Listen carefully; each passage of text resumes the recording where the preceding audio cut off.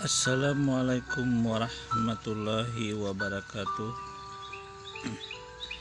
Alhamdulillah wa syukurillah wala haula wala quwwata illa billahil aliyil azim. Amma ba'. Segala puji dan syukur kehadirat Allah Subhanahu wa taala. Pada kesempatan ini kembali kita bersama-sama masih diberikan nikmat oleh Allah, kenikmatan iman dan Islam. Juga pada masa ini kita kembali menyaksikan suatu momentum yang sangat indah, momentum yang sangat dahsyat, di mana kita menyaksikan sesuatu yang fenomenal, di mana masjid dulu diubah menjadi museum. Nah, kemudian masa itulah suatu masa yang sangat kelam dalam Islam, di masa pengkhianatan kaum sekuler, di masa pengkhianatan kaum liberal pada masa Turki Utsmani tersebut. Nah, sekarang alhamdulillah di bawah pimpinan Presiden Erdogan kembali momentum sejarah itu terulang kembali. Masjid yang dulu dijadikan museum oleh kaum-kaum sekuler, kaum-kaum liberal yang mau menghancurkan, dan buktinya kehancuran Turki Utsmani pada masa lalu, alhamdulillah sekarang kembali bangkit dan diresmikan oleh Presiden Erdogan. Amin ya rabbal alamin. Alhamdulillah. Ini adalah titik momentum yang sangat penting dalam Islam itu sendiri. Karena apa? Karena dengan ini memberi semangat baru, memberi keharapan yang baru yang sangat penting dalam tancap perjuangan Islam, dalam rangka menegakkan ajaran Islam itu sendiri. Selamat, saya sangat bangga dengan posisi dibukanya kembali Hagia Sophia ini menjadi masjid. Allahu Akbar, Allahu Akbar. Oke. Di video kali ini kita akan menganalisa akun yang sebenarnya ini live yang dilaksanakan oleh Papel dan Tamparagi ya, dari akun-akun orang-orang terjemahan. Mari kita simak aja apa yang ingin mereka coba bicarakan ini. Tentunya dalam hal ini dia berbicara mengenai dilaporkannya seorang murtadin yang bernama Muhammad KC dan akun Papel 88 ini ya. Oke, mari kita simak aja ya yang menjadi masalah, nanti kita analisa dan kita bahas apa sih sebenarnya yang terjadi gitu loh. Oke, kita simak aja.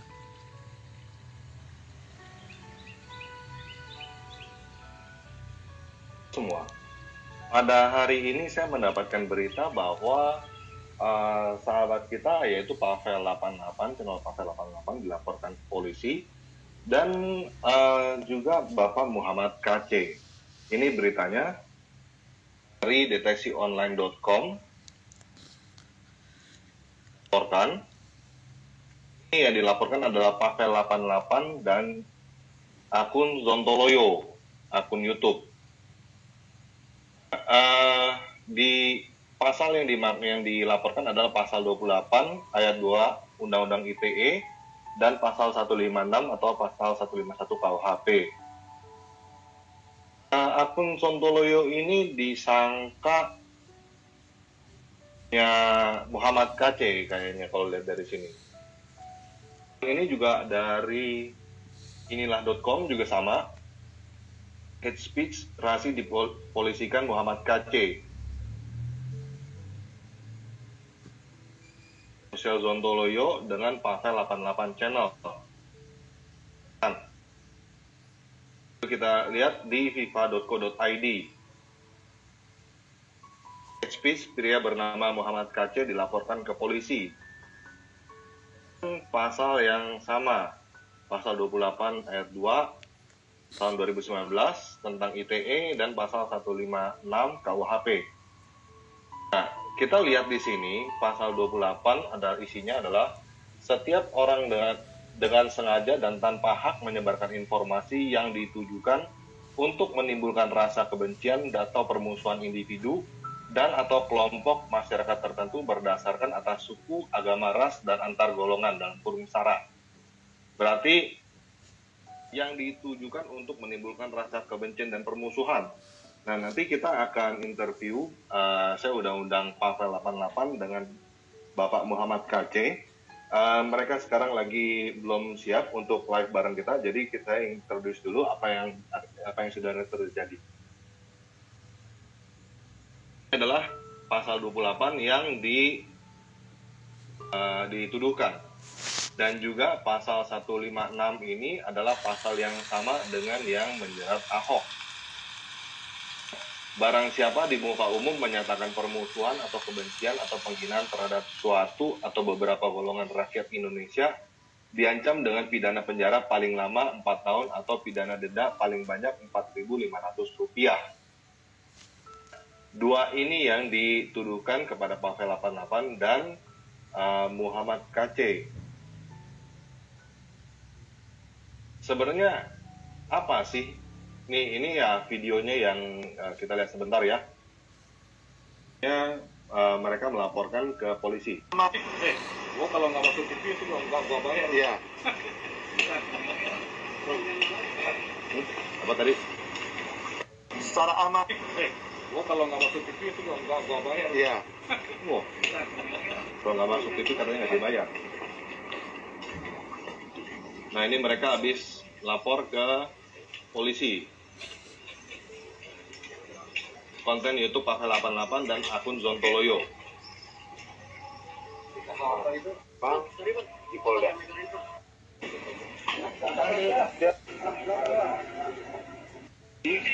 Nah, sebenarnya apa yang dilaporkan? Sepertinya yang dilaporkan video yang ini. Yuk kita lihat bareng aja ya. Pirang-pirang rukun Islam ada 5. Yang pertama, Oke. Ini tadi beberapa postingan yang ditampilkan oleh Tamparagi.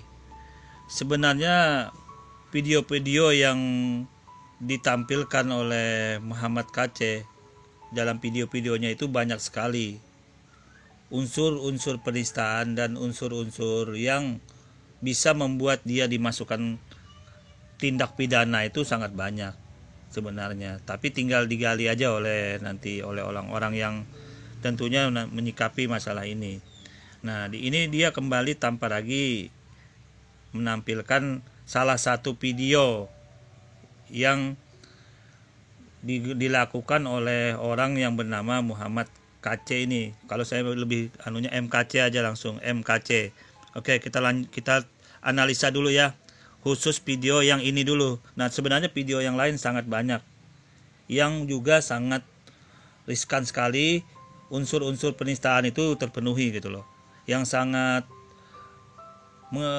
mengarah sekali gitu loh, yang sangat mengarah sekali unsur-unsur penistaannya itu terpenuhi. Nah, di sini mari kita analisa unsur-unsur penistaan yang bisa terpenuhi dengan kasus yang menimpa atau dengan perbuatan yang dilakukan oleh orang yang bernama Muhammad KC ini. Mari kita simak ya. syahadat. Asyhadu an la ilaha illallah wa asyhadu anna Muhammadar Rasulullah. Yang kedua, aqimus shalah. Dirikanlah salat. Yang ketiga, wa ita'uz zakat, membayar zakat. Yang keempat, shoma Ramadan, puasa bulan Ramadan. Yang kelima, wa hajjul baita man istata'a ilaihi sabila. Haji ke Mekah kalau punya ongkosnya. Oke, mari kita review dulu postingan video yang ditampilkan oleh Tamparagi ini. Orang ini sebenarnya sudah murtad, itu dulu yang perlu diketahui. Dia sudah murtad 2014, kalau kurang lebih itu bisa dianalisa, nanti dicek. Dia sebenarnya sudah murtad lama. Nah, kemudian dia tampil dalam hal ini berpakaian identitas muslim. Tapi sebenarnya itu tidak terlalu mempengaruhi. Tidak terlalu mempengaruhi, unsur-unsur penistaan agama itu terpenuhi kalau masalah pakaian seperti ini. Karena semua orang terserah dia mau berpakaian apa aja.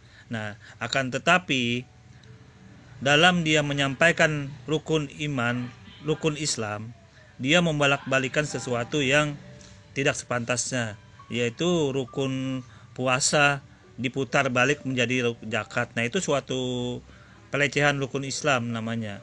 Tidak dibolehkan terputar-putar di dalam posisi ini gitu. Nah, ini dia memutar balik. Seharusnya rukun Islam yang ketiga itu puasa, tetapi diputar balik oleh orang namanya Muhammad KC ini menjadi rukun Islam itu menjadi yang keempat puasa, zakat yang ketiga. Nah, ini parah banget gitu loh. Sehingga pengajaran yang dia sampaikan ke orang, sesuatu yang sebenarnya tidak boleh, akhirnya menjadi sesuatu yang berbentuk, akhirnya mengolok-olok seolah-olah rukun Islam itu diputarbalikkan faktanya gitu loh, tidak sesuai dengan yang keadaannya. Itu dulu yang untuk yang awal ini gitu loh. Oke, kita lanjut dulu ya. Apalagi yang perlu kita analisa. Fardu wudu dan rukun Islam terdapat di kitab Safinatun Najah. Kasih patu saja. Bisyarah Safinatun Najah. Safinah artinya perahu, Najah artinya penyelamat. Jadi inilah perahu penyelamat, Safinatun Najah. Siapa pengarangnya? Syekh Nawawi Al-Bantani dan Syekh Salim bin Samir dari Hadramaut, Yaman. Mazhabnya Imam Syafi'i. Imam Syafi'i terkenal Muhammad bin Idris. Dia hijrah ke Mesir pada tahun 204 Hijriah meninggal.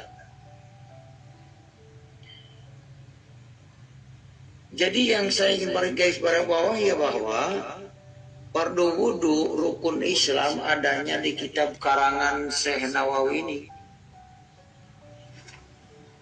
bukan di Al-Quran. Ya. Bagaimana di dalam Islam mengharapkan keselamatan, sedangkan ibadah yang dilakukan sesuai kitab karangan ini. Nah, oke. Saya langsung tanggapin dulu agar tidak melebar. Di sini orang yang bernama Muhammad KC ini kemudian menampilkan sebuah buku Safinah. Nah, buku Safinah itu kan diterbitkan suatu perusahaan. Sejak dari dulu sampai sekarang nggak ada masalah. Buku itu dipegang oleh umat Islam dan umumnya kalangan santri-santri itu memakai rujukan untuk buku-buku seperti itu. Sebenarnya buku itu tidak ada masalah karena buku itu malah mengungkap, memperjelas, menerangkan tentang isi kandungan Al-Quran dan Al-Hadis, itu buku itu. Nah, melewati oleh orang yang bernama Muhammad KC ini, buku ini diputar balik, diopinikan, digiring tidak baik gitu loh. Digiring tidak baik, diargumenkan jangan disuruh lagi memakai buku ini. Tentunya yang dirugikan adalah perusahaan penerbit buku itu gitu loh. Anda misalkan punya perusahaan menerbitkan sebuah buku, kemudian buku itu Anda jelek-jelekan sehingga orang tidak lagi mau membeli buku itu, padahal tidak sesuai, yang dijelek-jelekan itu tidak sesuai dengan sebenarnya gitu loh. Ya begini, artinya perusahaan ini dirugikan. Perusahaan pemilik buku Safinah dirugikan oleh statement atau postingan argumen-argumen yang disampaikan oleh Muhammad KC. Itu dulu yang perlu dipahami. Jadi unsur ini, unsur yang dilakukan oleh Muhammad KC ini merugikan penerbit buku-buku ini gitu loh. Penerbit buku yang mencetak buku Safinah ini yang diedarkan di seluruh Indonesia. Dia merasa dirugikan. Karena merasa dirugikan, tentunya kan buku itu tersebut nanti tidak laku lagi, siapa yang membeli. Nah, di dalam perusahaan buku Safinah itu juga ada karyawan-karyawan, ada orang-orang yang memerlukan buku-buku itu, ada yang hidup tergantung dengan buku-buku itu, keluarga-keluarga muslim yang lain. Nah, itu kan marah nanti, itu mengandung permusuhan, mengandung unsur permusuhan, sehingga orang-orang yang terkait dalam itu marah kepada KC ini gitu loh, kepada Muhammad KC ini, karena berstatement, berargumen merusak nama baik buku penerbitan Safinah itu gitu loh. Itu yang terjadi. Untuk masalah lain di kesampingkan dulu, masalahnya ini yang dipahami dulu biar para pendengar mengetahui. Ini mengandung permusuhan karena orang-orang yang tergantung hidupnya kepada buku perusahaan tersebut marah kepada KC dong. Nah, ini yang dimaksud dalam undang-undang itu mengandung unsur permusuhan. Belum lagi yang lain. Belum lagi orang-orang yang memerlukan buku tersebut juga tidak bisa menggunakannya lagi. Marah juga kepada Muhammad KC ini. Orang-orang pesantren marah juga karena dibawa-bawa namanya dalam bidang buku-buku di pesantren itu. Katanya tidak baik. Nah, itu kan suatu hal-hal yang membuat unsur penistaan, unsur-unsur mengundang permusuhan itu bisa terpenuhi dari statement untuk video yang ditampilkan tanpa lagi ini. Kita lanjut dulu ya. Alurnya peribadahan umat Islam itu di karangan Syekh Nawawi. Silakan saudara dipikir secara jernih. Saya menyampaikan ini bukan mau merusak Islam, tapi meluruskan orang supaya jangan terjebak dengan kitab karangan orang dikatakan dari Allah. Itu menipu diri sendiri. Nah, ini sudah sangat jelas. Muhammad KC ini mengajak orang untuk mengandung suatu unsur permusuhan gitu loh. Mengajak orang untuk bermusuh-musuhan, ujaran permusuhan, segala macam kebencian dan permusuhan. Karena dia menjolimi bukan saja menyakiti penerbitan buku Safinah yang sudah dari dulu itu sudah beredar buku-buku itu untuk memandu orang-orang Islam, para pesantren untuk mengkaji Al-Quran itu, mengkaji hadis itu dari buku yang diterangkan, yang diterbitkan oleh para penerbit buku Safinah itu.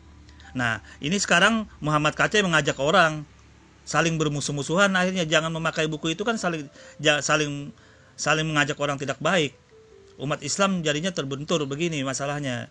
Ini yang merugikan sekali umat Islam atas video atau statement yang dilakukan oleh orang yang bernama Muhammad KC ini.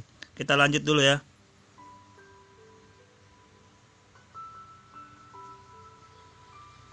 Al-Quran mengatakan di dalam surat Al-Baqarah ayat 79 berkata begini. Bismillahirrahmanirrahim. Fawailul ladina yaktubuna kitab biaidihim summa yaquluna hadda min indillah. Yang artinya, maka kecelakaanlah bagi orang-orang yang menulis kitab dengan tangannya sendiri, kemudian dikatakan ini dari Allah. Saudara masih ingat tadi saya katakan rukun Islam ini dari kitab karangan ini. Tapi syahadat, sholat, zakat, puasa, dan haji itu katanya perintah Allah. Oke, nah kita analisa dulu ayat yang disampaikan oleh Muhammad KC ini. Sedangkan ayat dalam Asbabun Nuzul yang disampaikan Muhammad KC itu ayat mengenai tentang kitab suci yang telah Allah Subhanahu wa taala turunkan. Akan tetapi Allah Subhanahu wa taala di dalam Al-Qur'an ini menjelaskan bahwa adanya penulisan-penulisan dengan tangan-tangan, dengan perbuatan-perbuatan orang, sehingga mengatakan ini loh kitab suci. Tetapi kitab suci yang dimaksud dalam Al-Quran, yang dibilangkan Allah, yang diterangkan Allah di dalam Al-Quran tersebut bukan masalah kitab buatan manusia, itu yang disinggung Allah adalah kitab Taurat, kitab Injil, jadi kitab Zabur. Jadi itu empat kitab itu yang disinggung Allah dalam ayat yang Anda bacakan tadi, Muhammad KC. Nah, kemudian kesalahan fatalnya Muhammad KC ini malah mengkorelasikannya dengan buku-buku yang dikarang oleh manusia gitu loh, yang tidak ada korelasinya sebenarnya ayat tersebut dengan buku-buku yang ditampilkannya ini gitu loh. Nggak ada korelasi sama sekali. Nah, ini yang membuat orang juga, ya, orang-orang yang tidak suka gitu loh. Membuat hal-hal yang tidak sebenarnya, membuat hal-hal yang begini yang membuat orang tidak suka kepada orang yang bernama Muhammad KC ini. Masalah sesuatu yang nggak jelas, sesuatu yang sebenarnya nggak jelas tapi dibuatnya begini gitu loh. Mari kita simak kembali ya. Padahal jelas kitab karangan ini fakta. Ya, saya bukan menjelekkan Islam, saya meluruskan. Jangan punya pikiran bahwa saya dikira merusak Islam atau saya melecehkan Islam. Ini bukti fakta kitabnya loh. Saya menghimbau kepada saudara, sadarlah saudara, jangan merasa benar. Nih kepada para mualaf nih, Yahya Waloni, Ustadz Kainama. Nah, coba lihat ya. Dia mengkorelasikan kitab suci yang diturunkan Allah disamakannya dengan buku Sapinah, buku-buku Sapinah. Itu kan sama aja menjelekkan kitab suci ya, termasuk kitab suci Al-Qur'an di dalamnya yang dijelekkan, yang disamakan derajatnya sama buku yang bernama Sapinah ini. Tentunya ini juga membuat orang Islam marah kepada orang yang bernama Muhammad KC ini, karena dia tidak mengerti mana kitab suci, mana buku. Itu dulu yang pertama. Terus yang kedua, pencetak buku Sapinah, penerbitnya juga marah. Orang yang dari dulu tidak ada masalah dalam hal ini.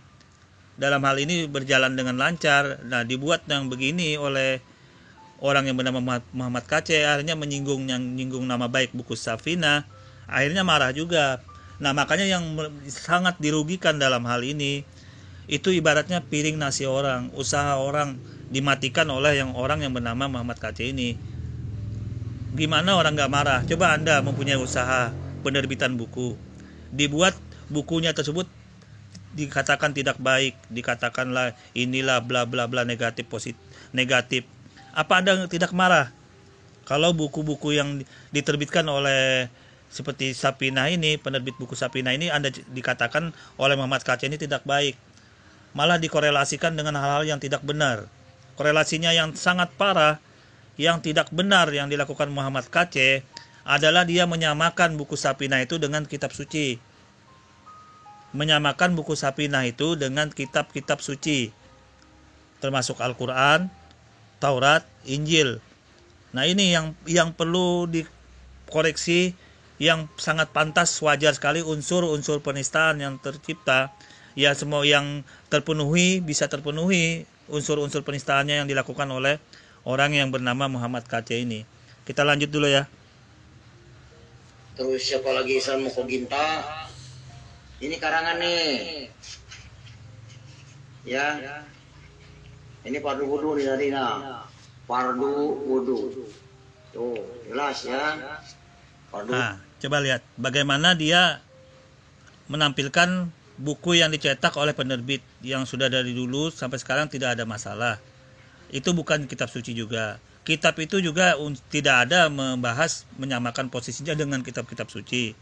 Justru kitab suci itu dibahas, diterangkan oleh buku yang isi kandungan Al-Quran dan Al-Hadis, diterangkan oleh buku yang ditampilkan oleh Muhammad KC ini, yaitu buku-buku Sapinah. Itu membantu sekali untuk menerangkan isi kandungan Al-Quran dan Al-Hadis. Jadi sumber utamanya kitab yang ditampilkan ini Al-Quran dan Al-Hadis. Nah, betapa kecewanya penerbit buku ini gitu loh. Anda mempunyai perusahaan diginikan oleh orang yang bernama Muhammad KC, apa Anda marah? Sekarang mengukur diri Anda sendiri gitu loh. Tidak usah mengukur ke orang lain. Anda mempunyai perusahaan buku, penerbitan buku. Kemudian buku Anda dibuat begini oleh orang yang tidak bertanggung jawab seperti ini gitu loh. Dilecehkan, dinista, tidak Pokoknya dijelek-jelekan lah, disamakan dengan kitab suci lah, apalah, dibuat opini yang tidak baik sehingga buku tersebut tidak laku atau tidak, ya intinya merugikan perusahaan tersebut, merugikan penerbitan buku tersebut yang sudah beredar di seluruh dunia buku ini. Nah, sekarang kalau Anda menjadi penerbitan buku tersebut, apa Anda tidak marah apa yang dilakukan seperti yang dilakukan oleh Muhammad KC ini? Silahkan Anda renungkan diri sendiri sebelum mengukur masalah ini ke orang lain. Jadi jangan dulu berbicara masalah penistaan dalam hal ini. Dalam posisi ini sudah merugikan orang yang menerbitkan buku yang bernama Safinah. Nah, ujung-ujungnya apa? Ujung-ujungnya orang yang tergantung hidupnya kepada buku Safinah, pesantren-pesantren yang memerlukan buku Safinah tidak bisa lagi. Marah kan? Marah kepada orang yang bernama Muhammad KC ini. Ini yang di dalam isyaratkan undang-undang itu mengandung permusuhan. Itu dia. Ini mengandung permusuhan, menciptakan permusuhan, mengajak orang bermusuhan. Ini unsur penistaannya yang dilakukan oleh orang yang bernama Muhammad KC ini. Dia mengundang orang bermusuh-musuhan akhirnya gitu loh. Mari kita simak lagi yang lain. Apa-apa lagi statement yang dia buat sehingga merusak, bukannya merusaknya dia sendiri, orang lain juga ikut terpengaruh hal-hal yang dia lakukan ini. Kita lanjut. Terus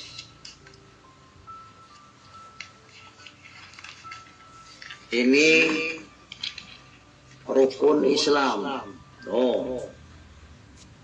Dari mana? Ya enggak pindah gundul. Ini gundul nih yang menyesatkan banyak orang. Indonesia itu disesatkan oleh kitab gundul ini. Nah, coba lihat statement yang disampaikan oleh Muhammad KC ini, mengatakan buku ini menyesatkan. Apa pemiliknya tidak marah kira-kira? Pemilik penerbit buku yang menerbitkan Safinah ini tidak marah?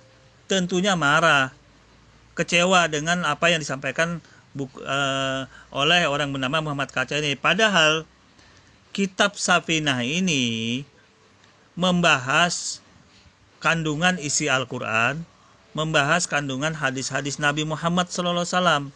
Jadi sumbernya Al-Quran dan Al-Hadis. Yang dibahas Al-Quran dan Al-Hadis. Saya kasih contoh. Di dalam Al-Quran menyuruh sholat, perintah sholat, ya kan? Nah, di dalam hadis Nabi juga menyuruh sholat, perintah sholat. Nah, kemudian buku Safinah ini menghususkan, dia membahas sholat ini bagaimana tata caranya, cara sholatnya itu bagaimana, bla bla bla bla, cara yang membatalkan sholat itu bagaimana, bla bla bla bla, sebelum sholat bagaimana, rukun sholat bagaimana, syarat sholat bagaimana. Nah, ini diterangkan dalam buku yang bernama Safinah ini, salah satu contohnya.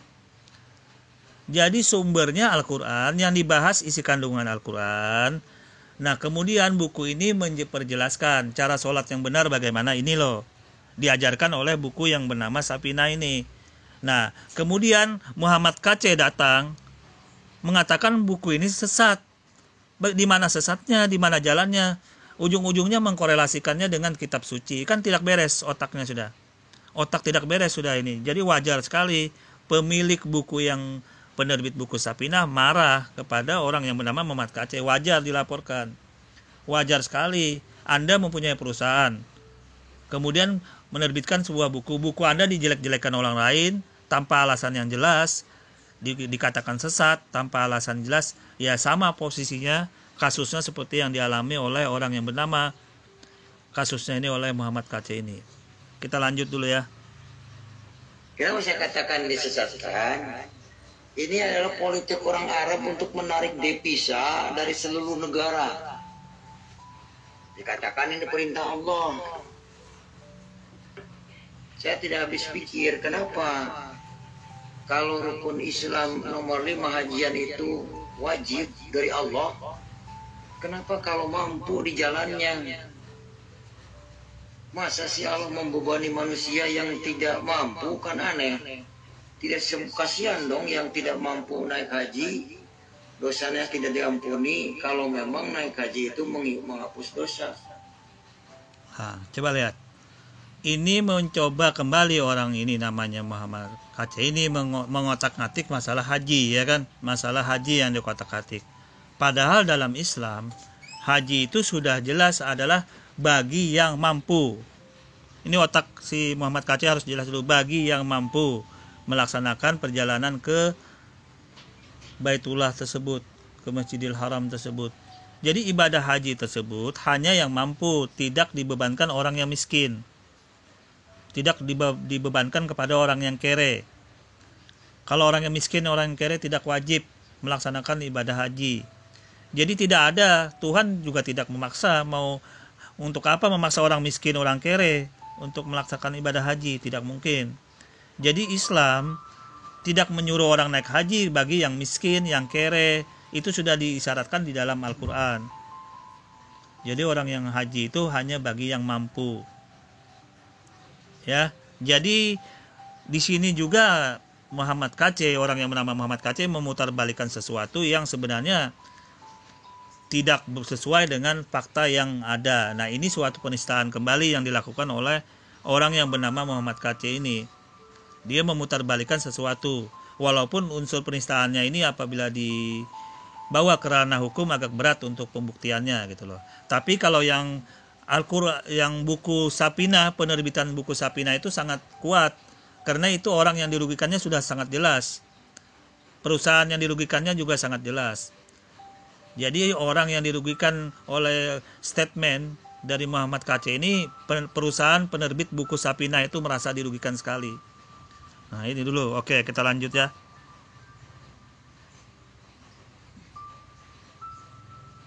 Katanya Al-Quran berkata begini, la yukallifu nafsan illa wus'aha. Innallaha la yukallifu nafsan illa wus'aha. Sesungguhnya Allah itu tidak membebani seseorang kecuali sesuai kemampuannya.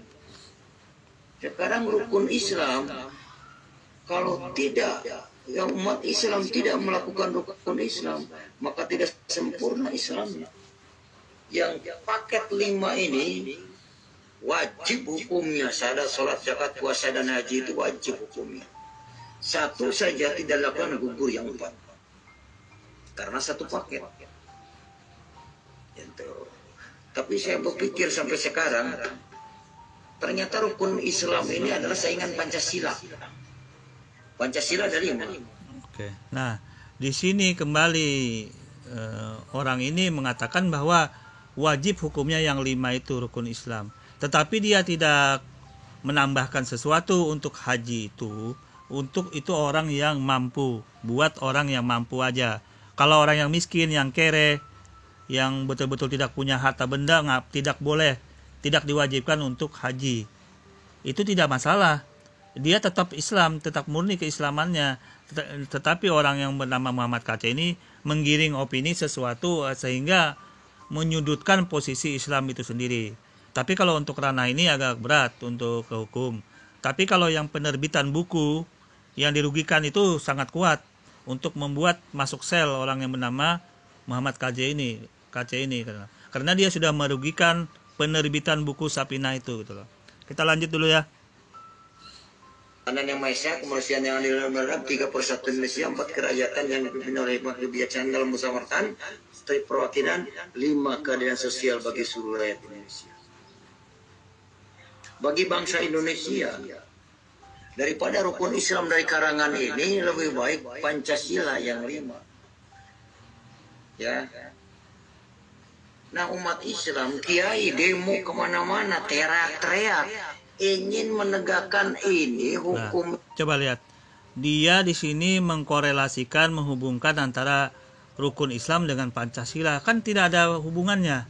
Ini kan sesuatu yang membuat benturan kembali antara Pancasila dengan hukum Islam itu rukun Islam. Jadi sesuatu yang nggak nyambung dibuat sesuatu oleh orang yang bernama Muhammad Kacai ini. Ini ibaratnya membenturkan sesuatu yang sebenarnya nggak ada hubungannya. Antara rukun Islam dengan Pancasila nggak ada hubungannya. Kalau untuk dikorelasikan mana yang baik, mana yang lebih baik, itu tidak ada hubungan di situ. mana yang lebih dipakai, mana yang tidak dipakai, tidak ada hubungan. Nah, inilah suatu bentuk hal kembali mengundang orang bermusuh-musuhan. Akhirnya begini, akhirnya kan buat gontok-gontokan nih orang, aku Pancasila aja, aku rukun Islam aja. Akhirnya ini mengundang orang membuat permusuhan. Ini yang membuat yang dia bisa terkena unsur penistaan kembali, unsur mengandung, membawa ujaran, mengajak orang bermusuhan gitu loh. Kita lanjut dulu. Konstitusi. Ini yang disebut kitab fikih nih. Makanya saya kepada Pak Jokowi, Bapak Presiden Joko Widodo yang pernah masuk ke Ka'bah, masuk ke Masjid Nabawi, ke kuburan Nabi Muhammad, tahu di dalamnya, tolong Pak Jokowi, rakyat Indonesia ini jangan dijadikan objekan devisa negara Arab. Memang sih hajian itu ibadah ke sana memberi makan orang Arab. Sebab kalau tidak ada yang hajian ke Mekah, miskin tuh negara Arab, padang pasir. Ya, kalau nggak disumbang dari setiap negara. Nah, syariatnya kitab ini yang membuat kaya orang Arab. Orang Indonesia yang habis-habisan jual sawah, jual kebun. Nah, coba lihat. Kembali dia memojokkan kitab yang Sapinah ini. Bagaimana unsur penistaan, unsur permusuhannya yang ditimbulkan oleh Muhammad KC itu sangat jelas ya. Jadi orang wajar, perusahaan Sapinah, buku penerbit buku ini marah kepada orang yang bernama Muhammad KC ini. Karena unsur penistaannya sudah sangat jelas. Unsur merugikan orang yang menciptakan, menerbitkan buku tersebut juga sangat dirugikan oleh ocehan dari orang yang bernama MKC ini. Nah, kemudian dia coba mengkorelasikan kembali ibadah haji dengan devisa negara yang disumbang ke Arab Saudi. Apa hubungannya? Apa korelasinya? Tidak ada. Karena ibadah haji itu memang kewajiban umat Islam di seluruh dunia, bukan hanya di Indonesia. Sebelum ada Arab Saudi juga umat Islam beribadah dulu. Sejak zaman Nabi Muhammad sudah melakukan ibadah ke sana, ke masjid, ke Baitullah sana, ke Masjidil Aqsa. Di bangsa Yahudi juga ada bait suci, mereka juga melakukan perjalanan ke bait suci yang di wilayah wilayah Israel. Jadi semua ini tidak ada korelasi sebenarnya. Hanya kebodohan orang yang bernama MKC ini mengkorelasikan sesuatu yang sudah dijalankan umat Islam. Rukun Islam itu sudah berjalan dengan baik. Tetapi coba digiring-giring opini, katanya itu hanya menyumbang devisa ke Arab Saudi. Tidak ada korelasinya. Tidak ada korelasinya. Arab Saudi belum ada, Islam sudah ada. Arab Saudi belum berbentuk negara, Islam sudah sejak dari dulu di Ka'bah sana, di Baitullah menjalankan ibadah haji. Jadi biar bagaimanapun Anda mencoba mengkorelasikan ini tidak menyambung. Nah, ini yang membuat umat Islam juga kecewa dengan statement yang disampaikan oleh orang yang bernama MKC ini. Mari kita sambung dulu. Kambing untuk berangkat ke Arab, di sana cuma cium batu. Hajar Aswad termasuk kaum musyrikin. Nah, coba lihat. Dia membuat argumen kembali bahwa ngapain katanya ibadah haji, mending dibuat usaha di beternak macam-macamnya. Itu kan suatu opini yang bodoh, suatu opini yang tidak jelas. Orang niat menjalankan rukun iman, rukun Islam yang kelima itu, rukun Islam yang kelima haji itu memang sudah diperintahkan Allah. Sudah diperintahkan Allah bagi yang mampu melaksanakan ibadah haji tersebut. Itu adalah rukun Islam. Kalau Anda tidak merasa Islam, ngapain Anda bahas? Karena Anda sudah murtad juga gitu loh. Kalau masalah pribadi, urusan pribadi itu ngapain Anda coba untuk buat argumen mengajak orang tidak ibadah haji. Itu kan suatu yang perbuatan yang salah.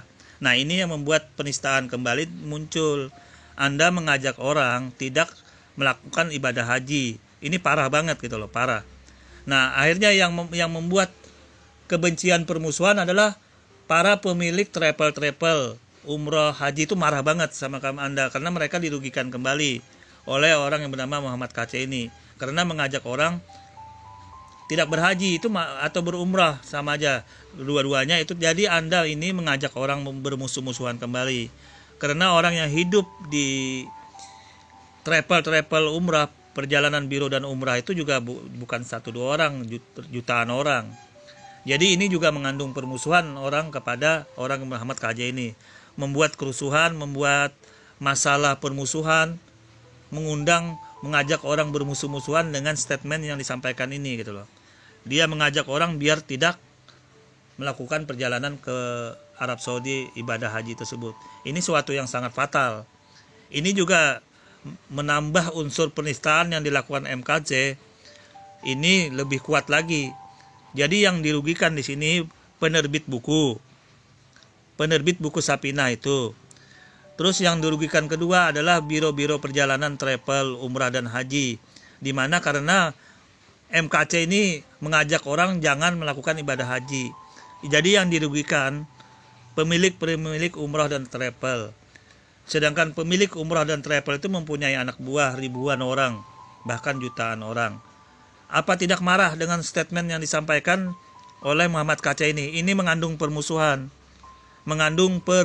Sekali lagi ini mengandung permusuhan, sehingga ini wajar kalau orang ini masuk sel, masuk unsur pidananya terpenuhi sekali gitu loh. Jadi wajar dilaporkan. Kita lanjut ya.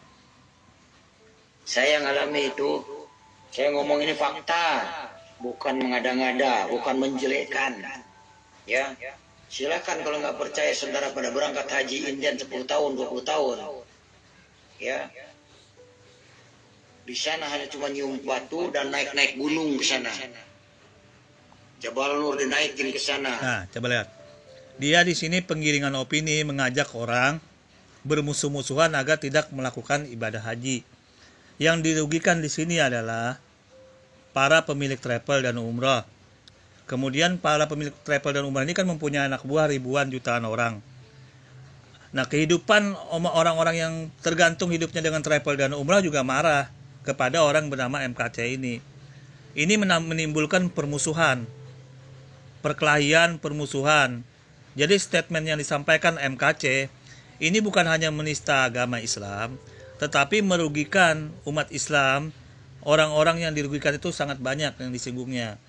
Jadi yang pertama tadi penerbit buku Sapinah dan anak buahnya dan keluarganya juga marah, menimbulkan permusuhan. Yang dirugikan kedua adalah para travel dan umrah travel dan yang punya juga anak buah ribuan orang juga marah juga karena menimbulkan permusuhan juga. Karena mereka di umrohnya apabila orang tidak mau naik haji lagi, tidak mau umrah lagi, akibatnya kan travel tutup nih. Marah juga anak buah perusahaan. Nah, ini yang saya sampaikan, omongan yang seperti ini yang membuat dia bakal unsur penistaan agama, penistaan dalam merugikan orang lain itu terpenuhi dalam unsur ini. Kita lanjut kembali ya. Gua Hiro di Jabal Nur di sana ya. Kasihan. Makanya saya sampaikan sekarang kebenaran ada di dalam Taurat dan Injil. Allah menurunkan Taurat dan Injil. Bukan menurunkan kitab hadis ini, bukan. Allah menurunkan Taurat dan Injil. Sesuai dikatakan surat 3 Al-Imran ayat 3, "Nazzala 'alaikal kitaba bil haqqi musaddiqan lima baina yadayhi wa anzala Taurata wal Injil." Di dalam ada apa di dalam Injil? Hudan wa nurun. Di dalam Injil ada petunjuk dan cahaya untuk orang yang bertakwa. Wa man lam yahkum bima anzalallahu biha fa huwa kafir. Barang siapa yang tidak memutuskan atau melakukan apa yang diturunkan Allah di dalamnya, yaitu dalam Taurat dan Injil, bahwa kafir, mereka itu dah kafir. Nah, yang kafir itu yang mengikuti kitab ini, saudara, yang sekarang demo ingin. Nah, coba lihat ya. Kembali dia mengutak-ngatik kitab Sapinah. Apa pemilik penerbitnya tidak marah begitu? Anda mempunyai perusahaan penerbitan buku. Kemudian buku Anda diolok-olok, dicela-cela, dicaci maki oleh orang bernama Muhammad KC ini. Seperti dia menghina buku Sapinah ini. Ini unsur penghinaan, unsur penipu, penghinaan, unsur penghinaan juga terpenuhi sebenarnya. Kalau misalkan ditambah lagi unsur penghinaan terhadap buku ini gitu loh. buku Sapina ini, menghina buku orang tanpa hak gitu loh. Sebenarnya terpenuhi juga unsur penghinaannya, tapi mereka mungkin lebih pintar, lebih tahu, para ahli-ahli hukumnya di sana mungkin lebih tahu. Tapi saya hanya membahas luarnya aja. Oke, kita lanjut ya. Diterapkan hukum fikih di Indonesia, ingin menjadikan negara Indonesia Islam semua, mau jadi budak Arab, dikeruk. Nah, coba lihat. Statement yang sangat berbahaya, dia mengatakan bahwa Indonesia mau dijadikan Islam semua, itu statement yang sangat berbahaya, merusak kerukunan antar umat beragama kalau dia berstatement seperti itu. Itu sangat berbahaya statement yang begini. Ini juga mengandung unsur permusuhan, mengajak orang bermusuh-musuhan. Statement yang sangat berbahaya ini. Kalau dia begitu, intinya ini parah banget ini orang gitu loh, parah banget. Kita lanjut ya. Arab. Saya bukan benci, tapi kasihan orang ngumpulin duit keras keringat dikirimin ke Arab, cuma ongkos naik pesawat bolak-balik buat jalan-jalan. Jadi wisata religi. Ini fakta. Ini kitabnya nih, bukan dari Al-Quran, saudara. Nah, coba lihat ya. Dia membenturkan kembali kitab Sapina dengan Al-Quran. Padahal Sapina itu membahas, menerangkan ajaran Al-Quran itu sendiri, membahas apa-apa yang disuruh dalam Al-Quran. Itu dulu yang perlu ketahui. Kemudian juga dia mengajak orang jangan melakukan ibadah haji. Mengajak orang itu sama aja mengajak orang permusuhan. Karena yang dilakukan ibadah haji adalah rukun iman, rukun Islam. Rukun Islam yang kelima itu ibadah haji. Itu sudah dilakukan orang turun-temurun sejak dari dulu bagi yang mampu. Nah, kemudian statement ini juga merusak, mengandung unsur permusuhan. Yang dirugikan siapa? Yang dirugikan travel umroh, travel haji, baik yang di Indonesia maupun yang di Arab Saudi sana. Nah, itu yang dirugikan. Marah juga kepada orang yang bernama MKC ini. Sehingga ini mengandung permusuhan kan? Namanya marah kan bermusuhan. Nah, ini unsur pidananya, tindak pidana dalam pasal yang disebutkan oleh Tamparagi yang di awal di depan tadi bisa terpenuhi di sini gitu loh. Kita lanjut dulu ya. Saudara jangan dibodoh-bodohin ya. Kasihan. Kalau punya modal, mending beli modal, bikin toko, bikin usaha buat anak cucu daripada buat jalan-jalan ke Arab habis uang nggak jelas, punya pulang gelar haji. Saya gelar haji juga nggak ada manfaatnya. Ya, haji tidak bisa menyelamatkan. Yang bisa menyelamatkan adalah Tuhan Yesus. Amin, saudara. Yang bisa menyelamatkan adalah hanya Yesus. Nah, coba lihat ya, bagaimana dia mencoba untuk menggiring opini umat Islam. Ujung-ujungnya kan dia menyebut Tuhan yang lain. Ini kan penyesatan, sesuatu penyesatan. Karena apa? Karena dia masih beridentitas pakaian Islam, Muslim, ya kan, membawa-bawa nama Islam, ajaran Islam. Kemudian membentur-benturkan sesuatu di dalam ajaran Islam itu sendiri, termasuk buku yang dia tampilkan, buku Sapina dengan kitab suci. Nah, kemudian mengajak orang agar tidak pergi ke Mekah lagi ibadah haji. Itu mengandung permusuhan karena travel umroh haji itu mempunyai ribuan anak buah, bahkan jutaan di Indonesia ini. Apa tidak marah kalau orang tidak haji lagi, umrah lagi, sehingga penghasilan mereka untuk umrah haji tidak ada lagi. Ini juga mengandung permusuhan dalam hal ini yang dilakukan oleh KC. Jadi di sini yang menuntut bukan hanya penerbit buku Sapina yang sangat dirugikan dalam hal ini. Yang sangat dirugikan juga adalah para travel dan umroh. Penyelenggara umroh, haji dan umroh itu juga sangat dirugikan oleh statement yang disampaikan oleh Muhammad KC. Dan yang paling umum, secara umum umat Islam juga sangat dirugikan secara umum. Walaupun nanti unsur tindak pidananya untuk mencari posisi di situ agak berat. Tapi yang sangat kuat untuk menjebloskan orang ini ke penjara yaitu unsur penistaan. Dia merugikan orang lain, merugikan penerbit buku Sapina. Terus yang dirugikan juga para travel umrah dan haji. Karena dia mengajak orang jangan ke Mekah, berangkat ke haji lagi dari statement dia itu.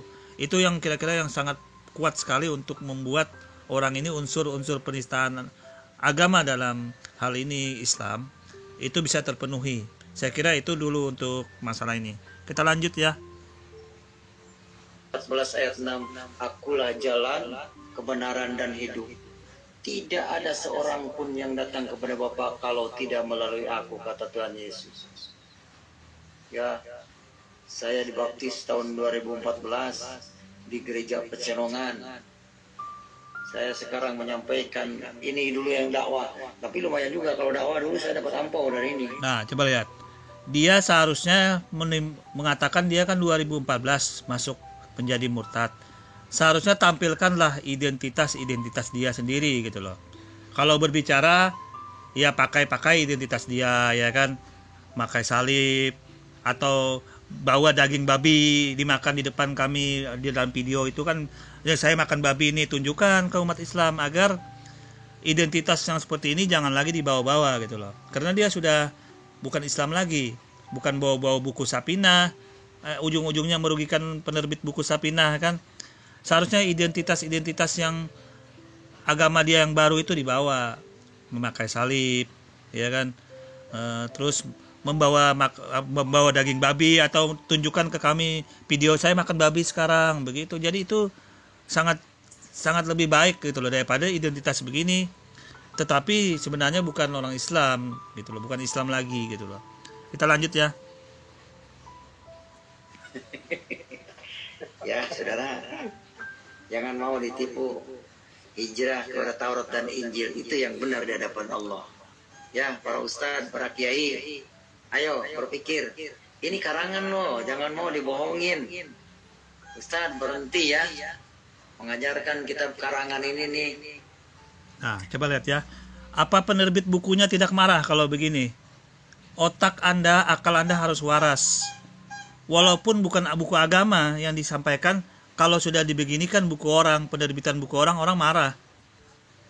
Ya, yang jelas penerbit buku ini marah. Penerbit buku ini mempunyai ribuan anak buah juga, karyawan. Nah, karyawan ini marah juga kepada ini orang yang bernama Muhammad KC, karena kalau sampai ditutup buku penerbitan buku ini, mereka juga makan apa? Mereka juga hidup bergantung kepada buku seperti ini. Apa tidak mengandung permusuhan? Apa tidak mengandung hal-hal yang negatif? Ujung-ujungnya kan bermusuh-musuhan, marah-marahan. Nah, ini yang diisyaratkan dalam undang-undang yang semoga terpenuhi unsur penistaan tersebut gitu loh.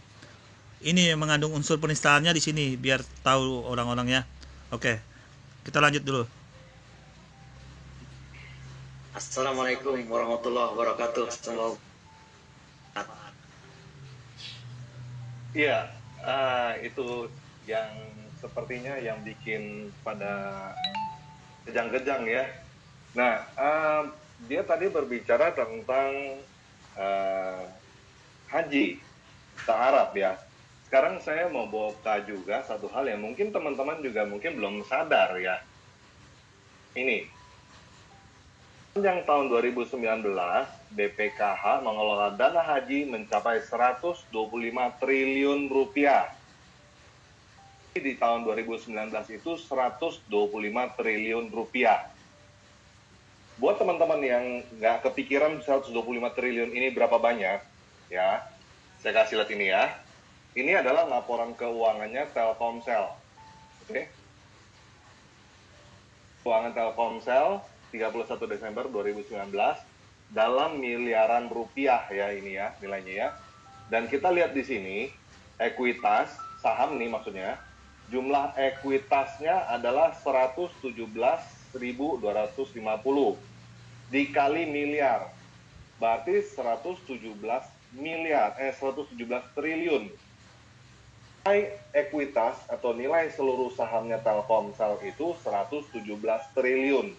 Sedangkan 1 tahun dana haji itu 125 triliun. Artinya setiap tahun itu negara Indonesia ini kasih saham sebesar sahamnya Telkomsel semuanya ke Arab. Oke, saya akan tanggapi langsung apa yang disampaikan tanpa lagi. Ya terus apa hubungannya? Apa korelasinya antara saham Telkomsel, omset yang meluncur ke Arab Saudi sana, apa korelasinya? Karena yang mengeluarkan biaya ini kan umat Islam sendiri. umat Islam, rakyat Islam itu sendiri yang mengumpulkan, yang mau melaksanakan ibadah haji, menunaikan rukun iman, rukun Islam. Yang rukun Islam itu yang kelima. Jadi apa korelasinya? Karena nilai duit, nilai uang di dalam Islam itu tidak terlalu penting lagi kalau untuk hal-hal yang seperti yang Anda sebutkan tadi. Apalah, menambah devisa lah, memperkaya Arab Saudi, itu tidak ada keurusan di sana. Islam itu sudah dibangun dengan 5 pondasi itu tadi, salah satunya ibadah haji bagi yang mampu. Jadi nilai duit, nilai apapun, jangankan hanya nilai 50 juta, 100 juta, 1 miliar pun kalau demi Islam, demi ajaran Islam, kalau Islam itu menyuruh, itu dilakukan. Karena itu suatu ajaran Islam. Apalagi hanya cuma bagi yang mampu melaksanakan ibadah haji itu gitu loh. Itu, dan ini pun sebenarnya dilakukan di seluruh dunia, bukan hanya Islam di Indonesia. Jadi otak Anda harus waras juga tanpa lagi kalau berstatement yang tidak ada korelasinya seperti ini. Jadi ini hanya dilakukan seluruh dunia. Dan sebelum ada Arab Saudi terpecah-pecah seperti negara-negara bagian seperti Arab Saudi itu, sebelum Arab Saudi itu ada, Islam sudah jalan, sudah melakukan ibadah haji sejak ada dulu. Jadi apabila Anda mengkorelasikan masalah devisa lah, apalah ke negara Arab Saudi, itu tertawa umat Islam. Tidak ada korelasi karena ibadah haji sudah ada sejak dulu. Jadi ini membantah statement Tamparagi yang mengatakan untuk apalah dana sebesar itu, bla bla bla, itu tidak ada korelasi. Tidak ada nilainya di mata umat Islam hal begitu Tamparagi. Tertawa umat Islam. Oke, kita lanjut. 125 triliun dengan nilai ekuitasnya satu perusahaan Telkomsel semuanya itu. Oke? Tiap tahun dikasih ke Arab satu perusahaan Telkomsel, kurang lebih begitulah ya. Nah, dana pendidikan Indonesia tahun 2019 berapa? 500 triliun. Ya, seluruh Indonesia, satu Indonesia 250 juta penduduk kita, dana pendidikannya kira-kira 500 triliun lah. Dana yang dikirim untuk ke haji 125 triliun. Oke? Itu yang saya sharing aja. Saya nggak kasih komentar apa-apa, saya cuma menampilkan data fakta. Ya, sebenarnya data fakta yang Anda tampilkan itu Tamparagi tidak ada korelasinya dengan umat Islam. Umat Islam yang biaya sendiri kok, pakai uang sendiri, pribadi sendiri. Untuk apa Anda mengkorelasikan hal-hal begitu? Ini adalah ajaran Islam. Ini adalah rukun Islam yang kelima bagi yang mampu naik haji itu. Jadi apapun yang Anda coba korelasikan tidak berpengaruh ke umat Islam itu sendiri. Jangankan hanya uang sekitar 50, 100 juta, 200 juta. Artinya nyawa pun umat Islam itu serahkan demi agama, demi Islam itu sendiri. Makanya ada jihad. Fisabilillah. Berjihad itu nyawa. Jangankan hanya cuma harta dilakukan umat Islam. Itulah keistimewaan Islam itu Tamparagi. Biar Anda tahu gitu loh. Oke, lanjut. Saya udah undang Pak Pavel 88 dan juga Pak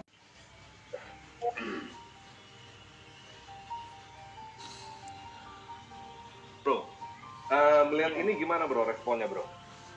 Ini soalnya berhubungan dengan apa? Jadi nggak jelas ya sebenarnya ya. Saya juga nggak tahu sebenarnya apa sih tadi yang di permasalahan, saya nggak ngerti apa. Kayaknya semua fakta gitu yang diomongin. Ya, jadi kalau orang berbicara fakta, kemudian itu dianggap sebagai penghinaan atau dianggap sebagai sesuatu yang dimaksudkan untuk menimbulkan rasa kebencian terhadap pihak tertentu, maka sebenarnya kita tidak bisa bicara apa-apa lagi di dalam dunia itu. Karena bergantung perasaan orang. Bahkan orang-orang menjalankan tugasnya sebagai aparat keamanan pun, dia tidak bisa jalankan lagi. Karena meskipun kamu menangkap orang yang sedang mencuri, kemudian menuduhnya, membawanya ke meja hukum karena melakukan pencurian, nanti bergantung orangnya, oh kamu misalkan perasaan saya. Jadi apa-apa yang membuat apa yang membuat tuduhan itu memiliki bobot untuk dikonsider sebagai pelanggaran hukum. Karena pertama yang harus dilakukan adalah saudara harus membuktikan bahwa isi pembicaraan dari Pak Muhammad Kaceh tadi itu tidak memiliki dasar, itu pertama. Dan yang kedua, saudara harus membuktikan bahwa apa yang dilakukan, dikatakan oleh Pak Muhammad Kaceh itu bertentangan dengan prinsip-prinsip kebebasan untuk berekspresi dan mengungkapkan pendapat. Just because Pak Muhammad Kaceh mengungkapkan sesuatu yang tidak suka saudara dengar, itu tidak berarti bahwa Pak Muhammad Kaceh tidak memiliki hak untuk mengatakan apa yang dia pikir dia harus katakan. Jadi saya tidak melihat alasan di mana Pak Muhammad Kaceh itu harus dibawa ke Oke. Di sini saya bantu sedikit ya, Bang Perbum Peritatis ya, agar tahu juga deh masalahnya. Untuk masalah dia berstatement, berargumen tentang ajaran agama, tentunya dalam Islam, itu sebenarnya tidak ada masalah. Sejak dari dulu kan perdebatan-perdebatan atau dialog-dialog, diskusi-diskusi tidak ada mengandung unsur penistaan. Sejak dari dulu aman-aman aja, kecuali yang memang unsur-unsur penistaan itu terpenuhi dengan cara begini loh. Sesuatu itu tidak sebenarnya tapi dibuat seolah-olah itu ajarannya gitu loh. Kalau itu mengandung unsur penistaan. Nah, terkait masalah dengan Muhammad Kaceh ini, Pak Perbum Peritatis ya, biar Anda tahu ini Pak Diki.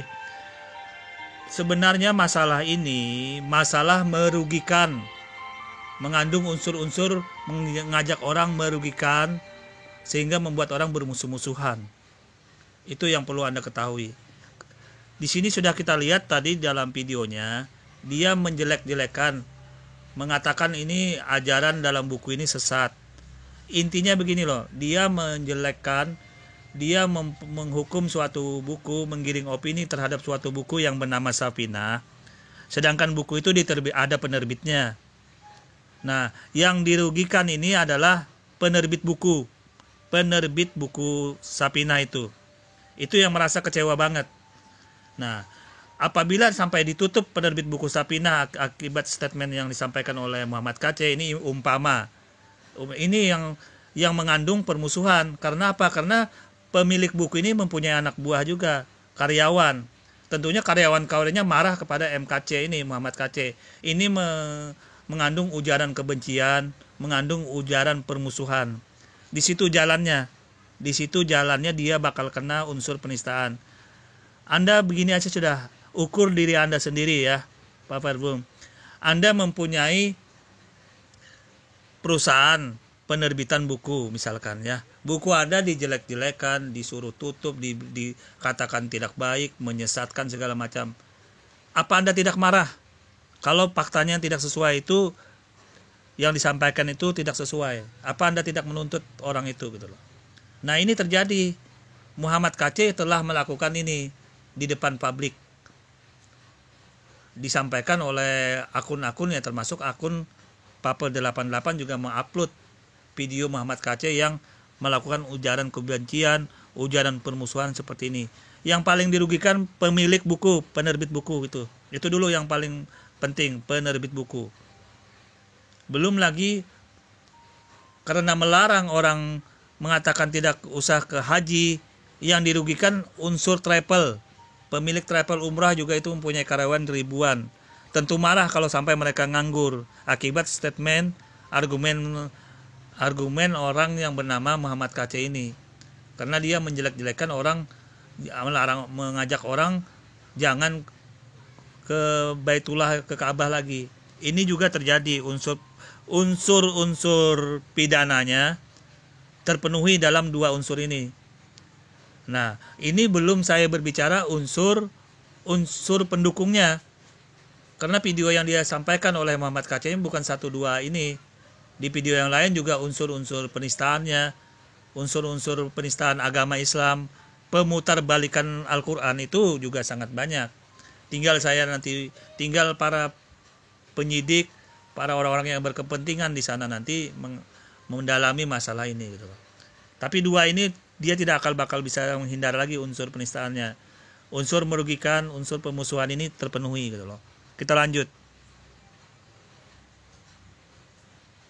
Dalam hal ini dituduh untuk melanggar pasal-pasal yang tadi sudah dikemukakan oleh Pak Tamparagi tadi. Di samping itu, di beberapa video saya sudah mengatakan bahwa dalam hal diskusi keagamaan atau diskusi teologis, memberikan pendapat yang kontra terhadap pandangan teologis tertentu atau keyakinan agama tertentu, itu sebenarnya bukan merupakan sesuatu yang aneh di dalam dunia ini. Karena itu pertama merupakan bagian dari pencarian akan kebenaran. Jadi kalau orang menggunakan haknya untuk mencari kebenaran dengan cara mengevaluasi sebuah pandangan, apakah evaluasi itu sifatnya positif atau dia setuju, atau evaluasi itu sifatnya negatif dalam arti dia tidak setuju, dan dia memberikan alasan kenapa dia tidak setuju, dan upaya pencarian kebenaran itu ketika sisi negatifnya ditonjolkan kemudian itu dianggap sebagai penghinaan atau dianggap sebagai pelecehan atau dianggap sebagai sesuatu yang insulting bagi orang lain, maka orang tidak lagi diberi hak yang sepatutnya untuk menggunakan nalarnya, menggunakan kemampuan berpikirnya, kemampuan menganalisisnya untuk mengevaluasi sebuah pandangan, termasuk sebuah pandangan teologis. Jadi kalau Anda hanya senang kalau pandanganmu disetujui, kemudian membawa orang ke meja hukum karena pandanganmu tidak disetujui, saya kira Anda yang bermasalah, bukan orang yang memberikan. Oke, saya langsung jawab aja argumen Pak Diki ini. Saya kira masalah yang Anda sampaikan, masalah pandangan, masalah teologis, masalah membahas agama-agama, baik agama Islam, agama Kristen, dan agama-agama yang lain, saya kira tidak ada masalah Pak Diki. Tidak ada masalah, fan-fan aja, malah perdebatan itu sangat baik. Diskusi-diskusi sangat baik. Tidak ada masalah. Yang permasalahan yang ditimbulkan oleh orang yang bernama Muhammad KC ini, dia merugikan, mengundang ujaran kebencian, ujaran permusuhan, mengajak orang bermusuh-musuhan karena dia berstatement bahwa buku Sapinah itu menyesatkan. Itu pemilik bukunya marah.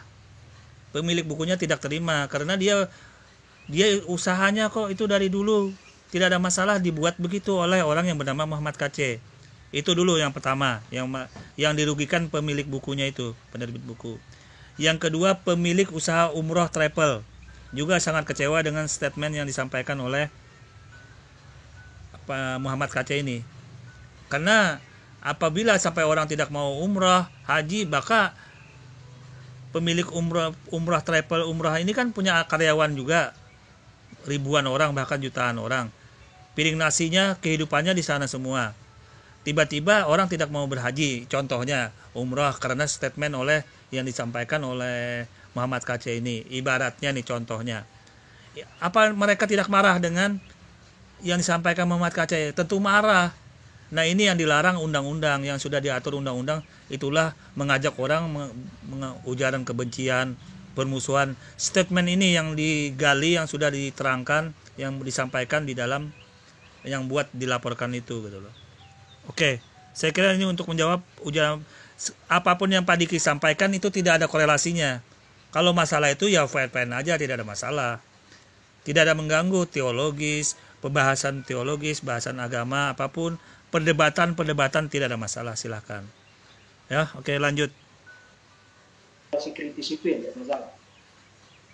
Karena Anda sedang menyerang persis hak asasi seseorang untuk menggunakan nalarnya secara maksimal dan menggunakan haknya untuk mengekspresikan pendapatnya yang dilindungi juga oleh undang-undang kebebasan berpendapat dan kebebasan untuk mengekspresikan pikiran atau mengekspresikan pandangan kepada publik. Dan Oke, kalau yang disampaikan Pak Diki, ini tidak ada masalah Pak Diki. Lain permasalahannya, lain kasusnya yang terjadi dengan Muhammad KC ini. Kalau berdiskusi, menyampaikan pendapat, hak-haknya tentang teologi sesuatu ajaran agama, apapun halnya bla bla bla, itu tidak ada masalah. Islam fine-fine aja, Islam baik-baik aja. Terbuka kalau masalah itu. Buktinya apa?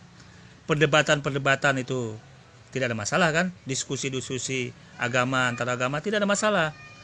Tapi kasus yang dialami, yang dilakukan oleh orang yang bernama Muhammad KC ini merugikan penerbit buku, merugikan para umrah dan travel.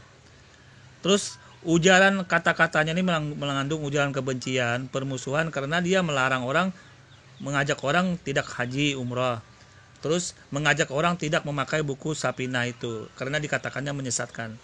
Ada dua masalah ini yang sangat penting yang membedakan apa yang disampaikan Pak Diki kasusnya ini dengan yang disampaikan oleh Muhammad KC itu gitu loh. Kita lanjut. Gunakan kebebasan berpendapat, kebebasan berekspresi, kebebasan untuk beropini, mengungkapkan pendapat. Jadi untuk sementara itu dulu yang bisa saya sampaikan. Singkatnya, saya tidak melihat alasan apapun untuk Pak Muhammad KC harus diperhadapkan dengan masalah hukum. Sebab saya tidak mendengar dia menghina siapapun juga di dalam isi pembicaraannya tadi. Oke, sini saya bantu untuk menjelaskan ya Pak Diki ya. Apakah tidak menghina? Dia mengatakan buku ini menyesatkan, buku Safinah ini menyesatkan umat Islam.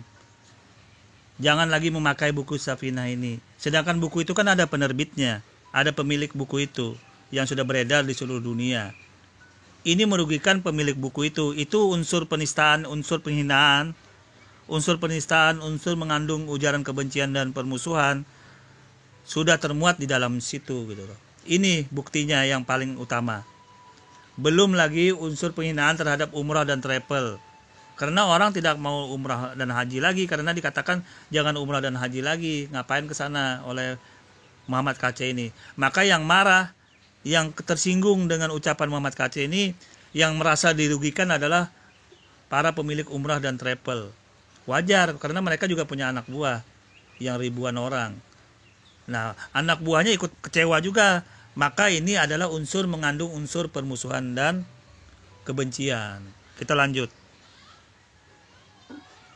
Yang terakhir sebelum nanti Pak Tamparagi bisa tambahkan.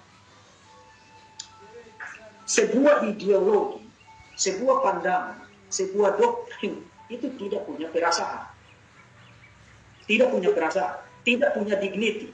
Itu sebenarnya kita tidak bisa menghina doktrin, menghina pandangan, menghina sebuah ajaran tertentu. Karena doktrin, ajaran, pandangan, termasuk juga ajaran-ajaran keagamaan, itu hanya punya nilai benar dan salah, atau nilai baik dan buruk, bermanfaat atau tidak bermanfaat. That's it.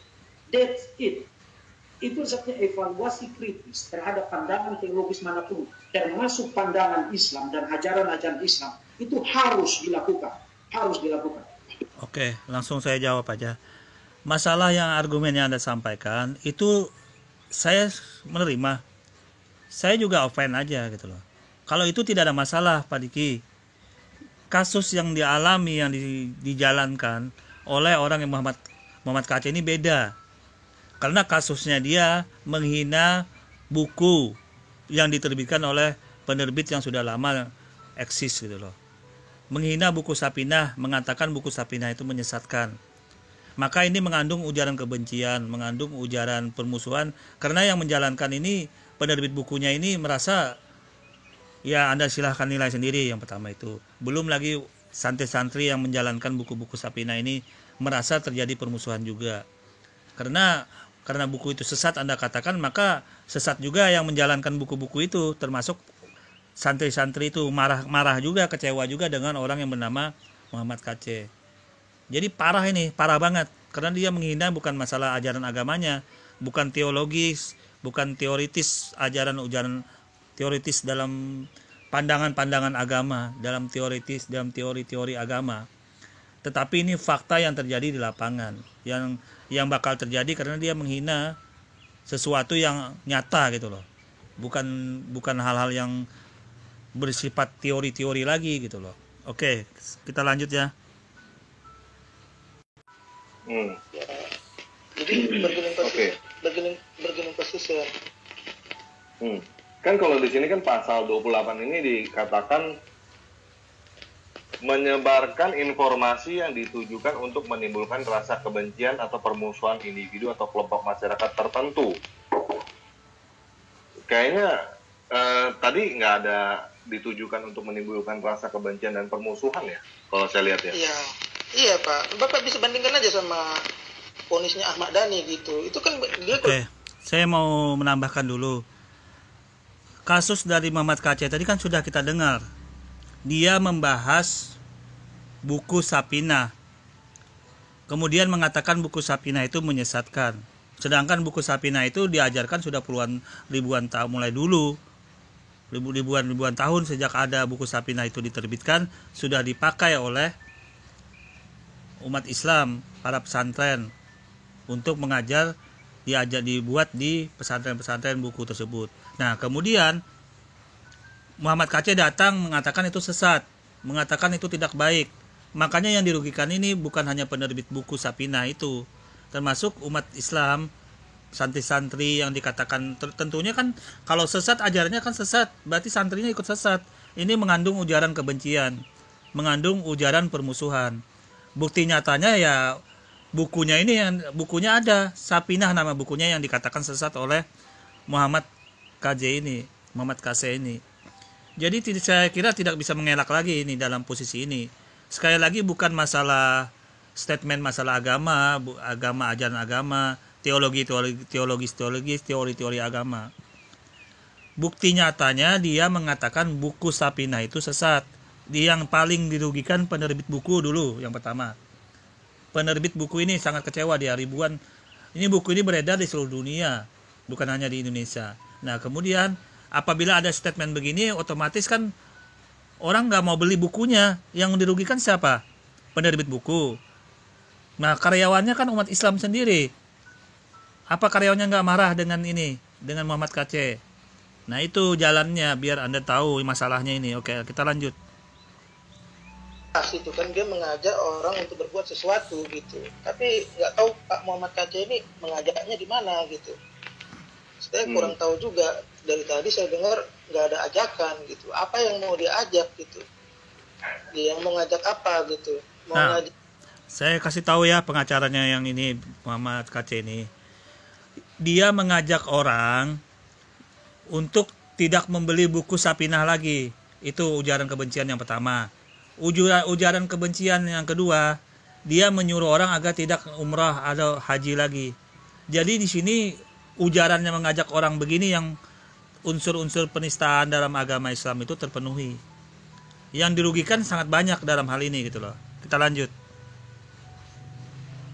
Memusuhi seperti apa? Apakah mau menganiaya? Apakah apa begitu? Saya nggak ngerti juga. Yang melapor itu apanya gitu loh Pak. Oke Pak, sebagai pengacara Pak, sebagai di bidang hukum ya, saran Bapak untuk Pak Pavel dan Pak Muhammad KC apa Pak menghadapi hal seperti ini Pak? Saran saya sih lapor balik Pak. Lapor balik? Lapor balik. Selama ini nggak pernah kan? Lapor baliknya apa itu Pak? Masalah apa Pak? Pencemaran nama baik. Oke. Berarti kayak menuduh gitu ya, pencemaran nama baik ya? Iya. Coba Anda pikirkan, Anda bayangkan statement dari pengacara ini ya. Yang menyuruh, yang mengatakan sesat buku Sapinah, Muhammad KC, ya kan? Yang dirugikan penerbit buku Sapinah itu. Dan karena sesat dikatakannya buku Sapinah ini, sedangkan buku Sapinah diajarkan di pesantren. Santri-santri itu umat Islam. Apa mereka sesat juga karena buku ini diadarkan di sana? Terus yang menjalankan santri-santri ini mengandung ujaran kebencian dan permusuhan. Tentunya di sini, tapi yang paling dirugikan penerbit buku. Nah, terus yang kedua, Muhammad KC mengatakan jangan ibadah haji lagi. Karena itu katanya buang-buang uang segala, mending untuk usaha. Ini mengajak orang tidak umrah dan tidak haji. Yang dirugikan siapa? Yang dirugikan Biro Travel, Umrah dan Haji. Nah, Biro Travel Umrah Haji ini karyawannya ribuan orang. Apa mereka tidak marah juga dengan statement yang disampaikan oleh Muhammad KC ini? Jadi ini parah ini. Dua kalkulasi hal-hal yang akumulasi yang sangat berat ini yang harus dihadapi oleh orang yang Muhammad KC ini. Silahkan Anda gugat balik apanya yang Anda gugat. Apanya yang pencemaran nama baiknya.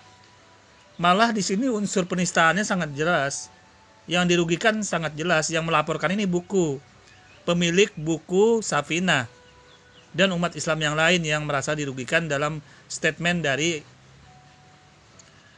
yang disampaikan Muhammad KC ini.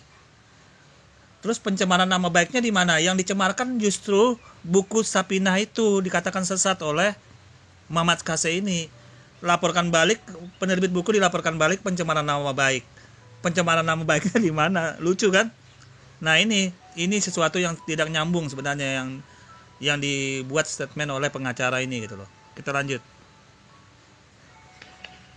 Karena itu kan makanya kita juga bisa ibaratnya menjustifikasi kalau kita ini kan untuk kalangan sendiri gitu loh. Kalau kamu dengar ya itu urusan kamu, tapi kan ini untuk kalangan sendiri kan.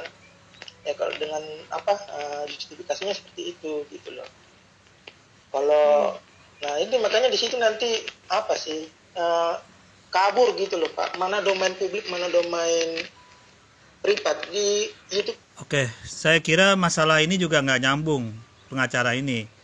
Dia mengatakan mana domain publik, mana domain privat.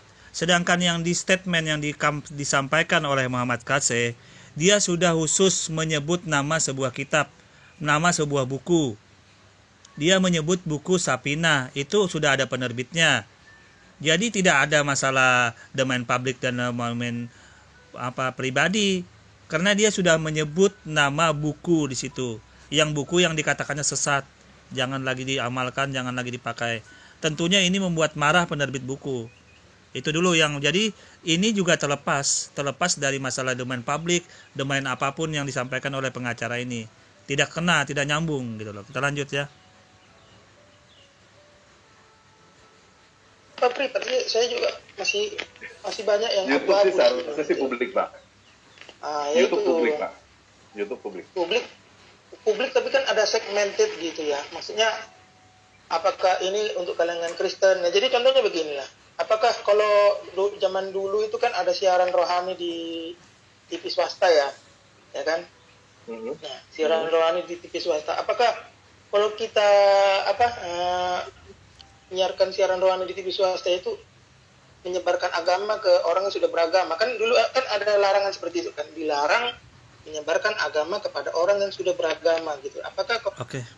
Sini saya tanggapin dulu statement pengacara ini ya. Saya kira nggak nyambung juga pengacara ini. Duduk masalahnya, duduk perkaranya yang terjadi, yang dialami oleh Muhammad KC ini. Jadi sekali lagi, yang disampaikan Muhammad KC ini bukan masalah teori agama, bukan masalah membahas suatu ajaran agama. Bukan itu lagi yang terjadi dengan Muhammad KC.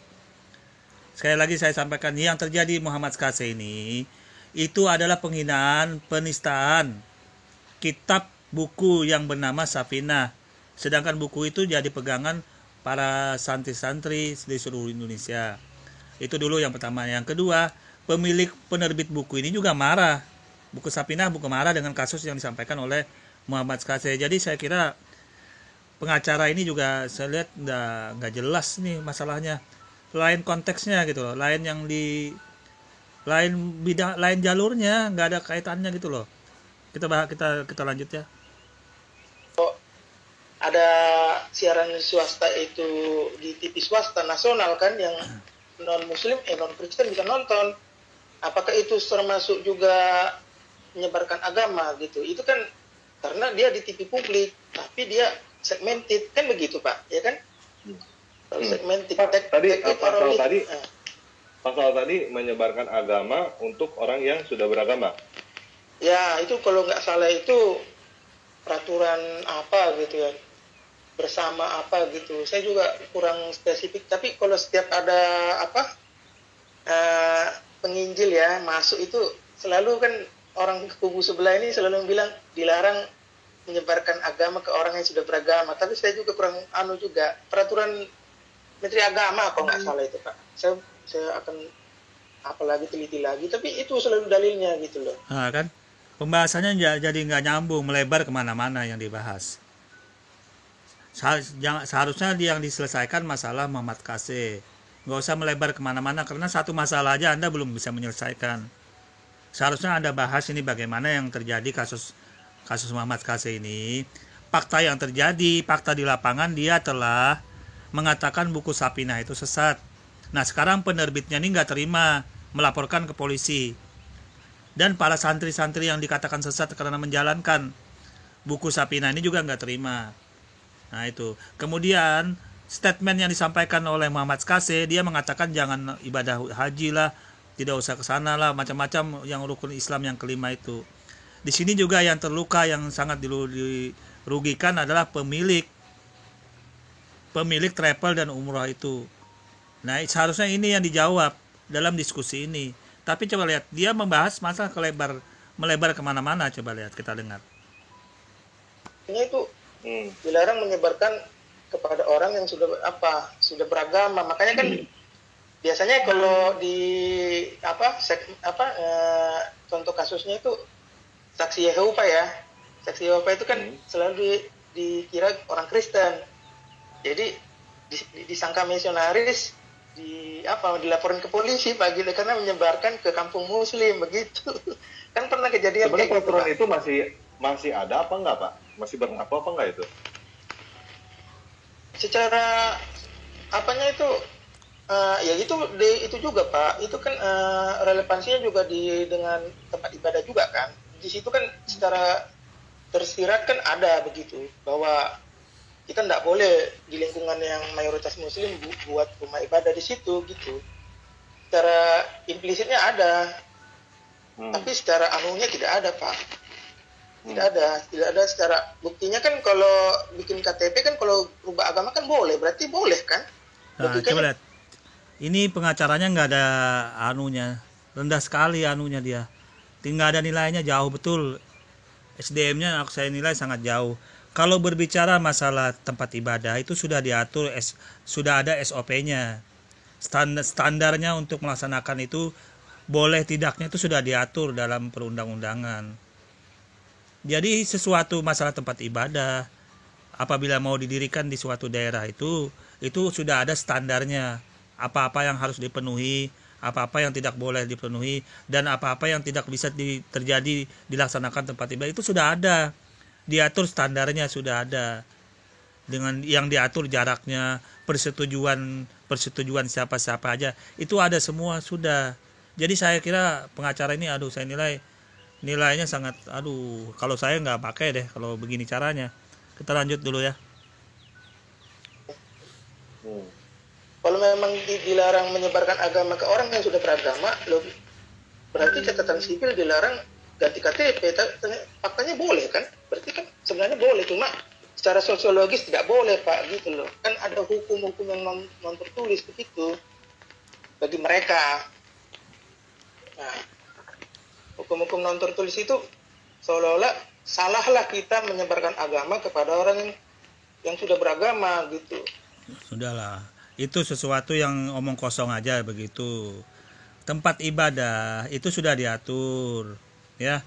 Jadi sebenarnya tidak usahlah berbuat hal-hal yang berstatement seperti yang tidak ada nilainya. Kalau saya mending Anda bahas ini masalah yang terjadi, masalah Muhammad KC itu, gitu loh. Kita lanjut dulu ya. Karena di catatan sipil boleh kan, kita rubah agama, boleh Pak. Sebenarnya nggak ada larangannya, cuma secara sosiologis ada, jadi semacam kejahatan gitu loh Pak. Sebenarnya nggak ada spesifiknya melarang. Oke.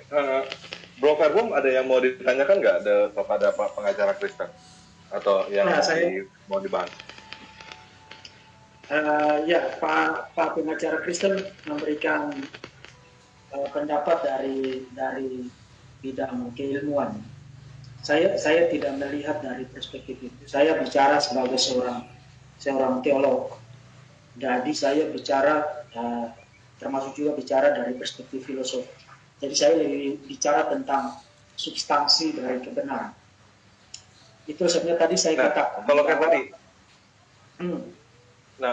kalau kayak tadi Pak pengacara Kristen misalnya Pak Verbo bilang itu ya kan kita kan apologet nih. Maksudnya menangkal serangan-serangan kan kita menjawab tuduhan-tuduhan itu. Nah, apakah menjawab tuduhan itu bisa dianggap sebagai penistaan agama atau dianggap sebagai menimbulkan rasa kebencian dan lain-lain gitu Pak? Ya, jadi makanya itu Pak. Jadi kesannya kayak ini playing victim gitu. Mereka yang nyerang kita terus udah gitu mereka dikit-dikit kaing-kaing. Aduh gitu, kita dinista nih padahal mereka yang begitu gitu. Ya makanya sebenarnya kan aturan itu ada aturan yang sebenarnya harus diturunkan ada aturan turunannya, contohnya peraturan pemerintah gitu. Seharusnya pemerintah bikin seperti itu, undang-undang itu ada penistaan agama tapi ada pengecualian gitu loh Pak. Seharusnya sih seperti itu. Karena begini logikanya. Sejak kelahirannya Islam itu kan mengkritik Kristen. Sejak kapan Islam tidak pernah mengkritik Kristen gitu. Iya. Sejak kelahirannya kan dia mengkritik Kristen. Jadi apakah masuk akal tidak mengkritik gitu loh? Agama mana? Agama misi ya, khususnya agama misi mana yang tidak mengkritik begitu loh? Kecuali mungkin Konghucu kali ya, tidak mengkritik atau Konghucu apa? Bahkan agama Buddha itu mengkritik loh Pak. Nah coba lihat, ini terlalu melebar sebenarnya yang dimasalahin oleh kasus yang dibicarakan gitu loh. Masalah mengkritik lah, apalah segala macam. Di dalam Islam itu sudah sangat jelas. Agamamu, agamaku. Islam datang itu untuk rahmatan lil alamin. Tidak ada paksaan dalam beragama. Jadi Anda mengatakan mengkritik kah, apakah kalau memang ajarannya Islam dari sononya memang seperti itu, Anda mau ikut silakan, mau tidak ya silakan. Jadi tidak ada masalah. Kalau Anda merasa dikritik, Anda mau ngikutin Islam ya silakan ya kan. Anda tidak juga silakan. Jadi sebenarnya statement yang seperti ini yang sebenarnya ya waduh kalau saya nilai mending yang lain aja deh dibahas gitu loh. Nggak terlalu banyak gimana gitu. Agama Buddha itu mengkritik juga agama Hindu karena agama Buddha datang belakangan. Ya, jadi saya bertanya agama mana yang tidak membawa misi mengkritik gitu? Ya nggak masuk akal aturannya kan? Tidak masuk akal aturannya.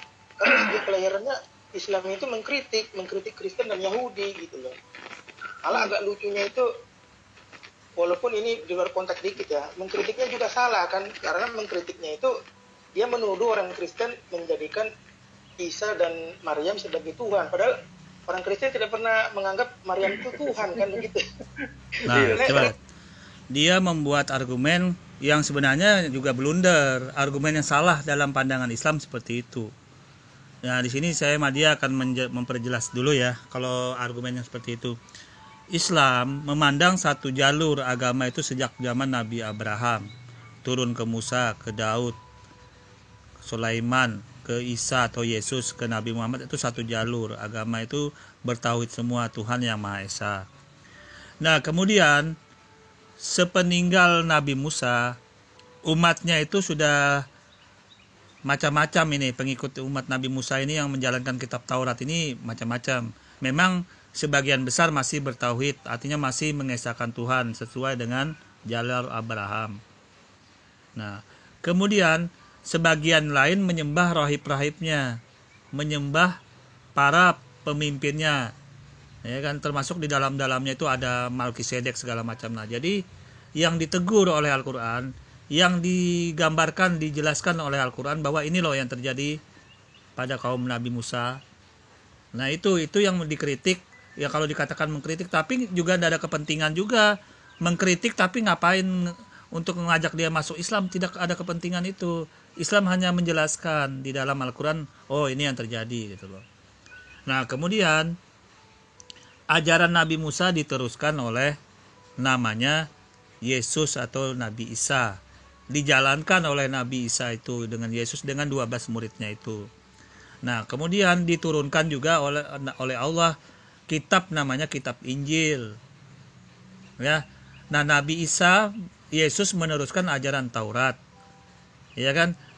Dengan 12 muridnya meneruskan ajaran Taurat. Tentunya kalau meneruskan ajaran Taurat dalam Matius kan sudah jelas itu 17 sampai 19 dia meneruskan ajaran Taurat tidak menghilangkan satu iota pun. Nah, berarti kalau dia meneruskan ajaran Taurat, Nabi Isa atau Yesus itu dengan 12 muridnya, tentunya Tuhannya Nabi Musa sama dengan Tuhannya Yesus atau Nabi Isa atau dengan 12 muridnya itu dulu. Logika berpikirnya itu dulu gitu loh. Tentunya karena dia meneruskan ajaran Taurat, maka tentunya Tuhannya Nabi Musa sama dengan Tuhannya Yesus dengan 12 muridnya itu dulu logikanya yang perlu Anda ketahui.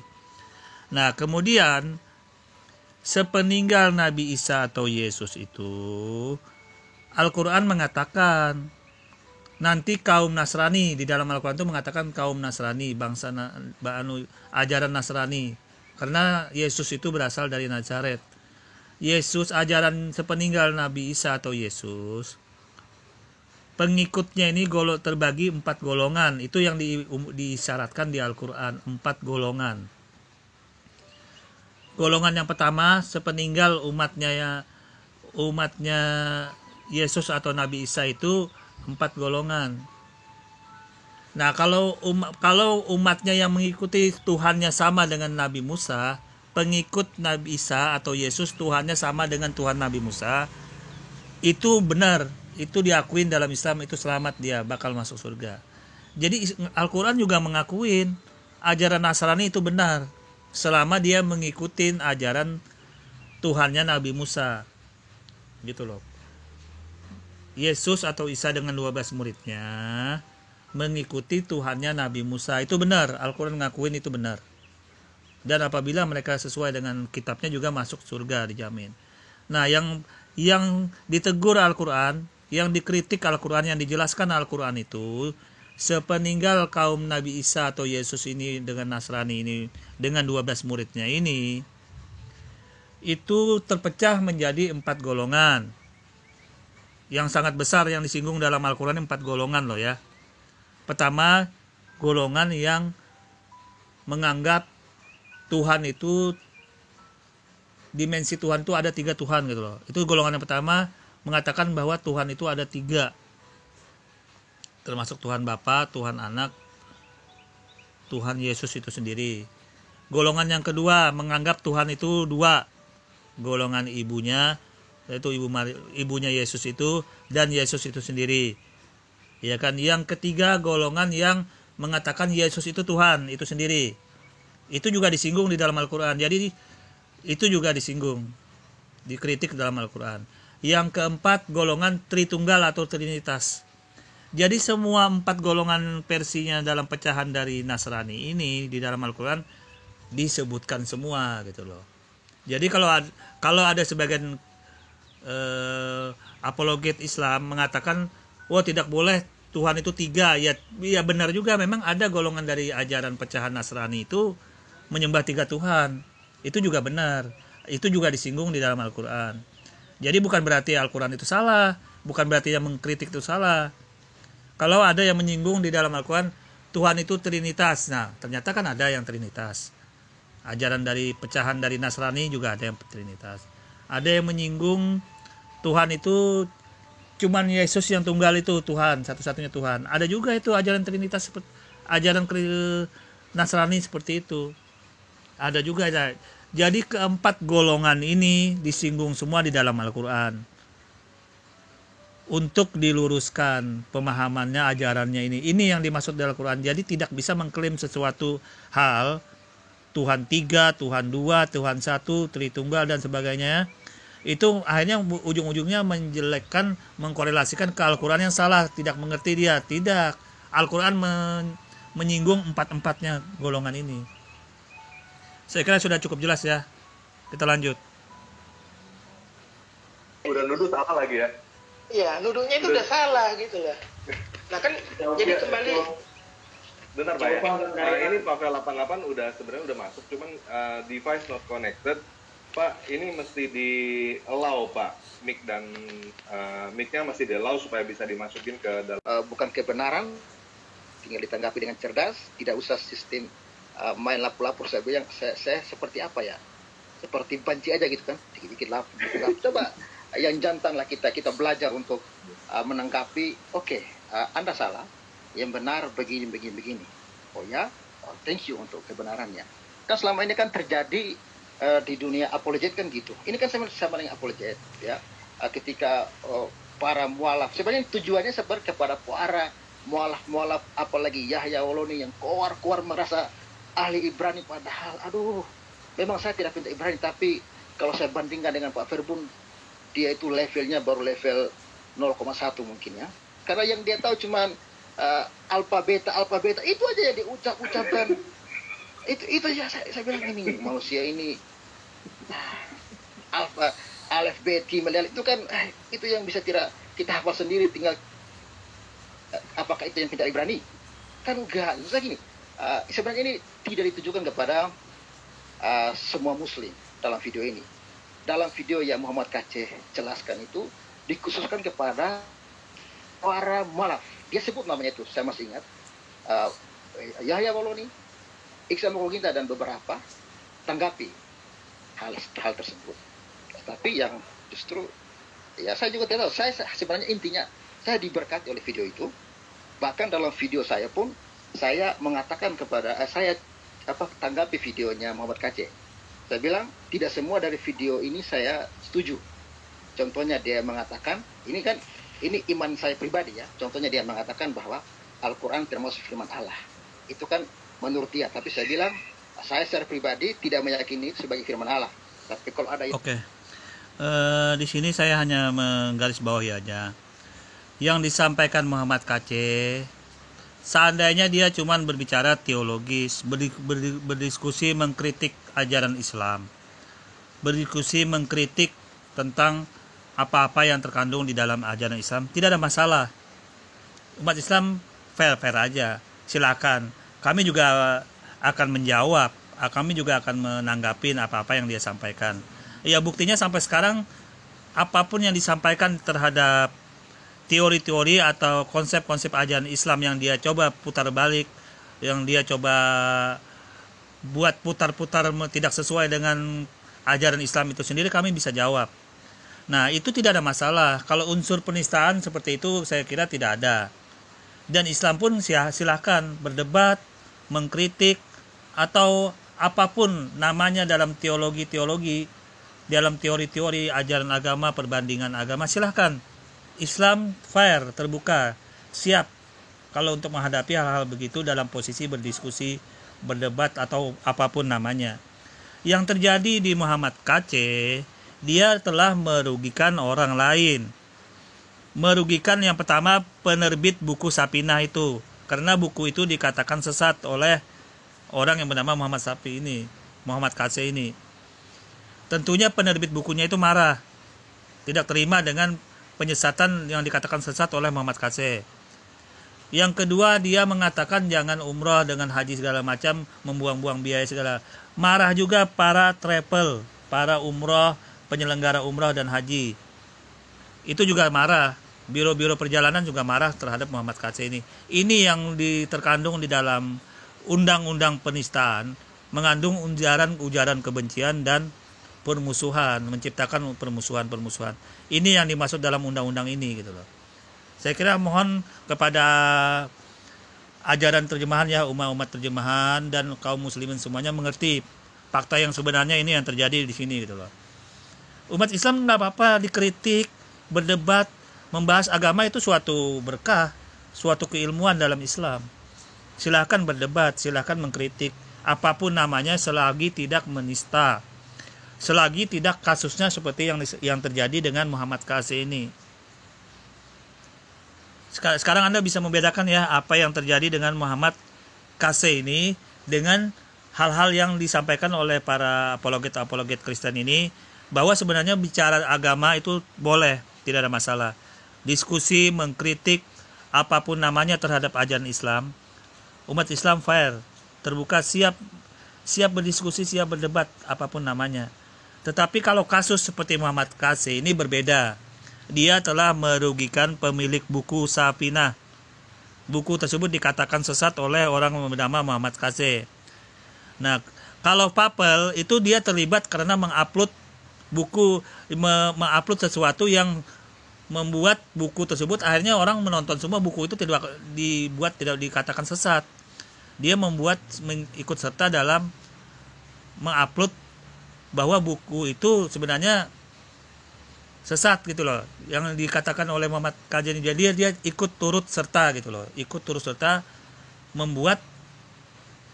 mendukung argumen dari Muhammad KC ini sehingga terkuak ke publik, sehingga yang dirugikan pemilik buku, penerbit buku tersebut. Kita lanjut. Silakan, tapi saya tidak.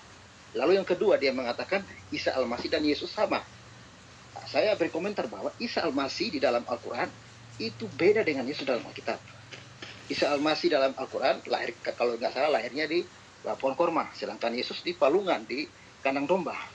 Tetapi kalau hanya sebut nama Isa Al-Masih, tetapi pribadinya Yesus yang jadi dalam Alkitab, no problem. Tetapi kalau menyamakan pribadi ini, saya kurang setuju. Entahlah apakah itu Muhammad KC tidak paham atau tidak, saya tidak tahu. Tetapi saya pun menanggapi videonya dengan baik gitu loh. Tapi saya tidak tahu beberapa teman dari Muslim harus marah dengan video itu. Padahal sebenarnya yang menyebarkan itu bukan hanya Pavel. Ada juga namanya Market Channel, ada juga yang namanya siapa tadi, lupa saya namanya, yang telepon tadi sore, kan sempat live dengan Muhammad KC. Tetapi yang disasar Pavel 88 Channel. Why? Yang Bapak lagi beruntung, Mbak. Bapak mendapatkan jackpot. Dan gini, dan gini, subscribernya lebih banyak. kurang tahu juga. Dan saya kaget ya, saya kaget. Hari Minggu di gereja saya khotbah tentang hidup karena percaya. Karena Tuhan pasti membela umatnya, orang yang percaya pasti memiliki keberanian. Pada hari Minggu itu juga saya dilaporkan. Saya tidak tahu. Lalu tadi telepon lagi telepon saya kaget. Lalu saya merenung, yang kau khotbahkan harus kau lakukan. Percaya nggak kamu ketika masalah sebesar ini harus kau hadapi? Ya, oke Tuhan, kita belajar percaya. Kalau memang saya punya prinsip seperti saudara bisa dapat nego. Ingatlah Tuanku Nebukadnezar, mau Allah kami menolong atau tidak menolong. Oke, saya kira review analisa media untuk diskusi mereka ini mungkin sampai di sini aja. Intinya begini loh, kalau dalam Islam itu silahkan mengkritik, silahkan berdebat, silahkan apapun yang membangun atau membangun ajaran Islam atau mempoles, menggiring apapun di dalam ajaran Islam itu silahkan. Tidak ada umat Islam itu marah. Unsur-unsur penistaan juga tidak akan bakal terjadi kalau dalam posisi seperti itu. Jadi tidak mungkin bakal terjadi pelaporan seperti yang terjadi kasusnya dengan Muhammad KC. Nah, jadi umat di luar Islam, tolong mengerti kasus yang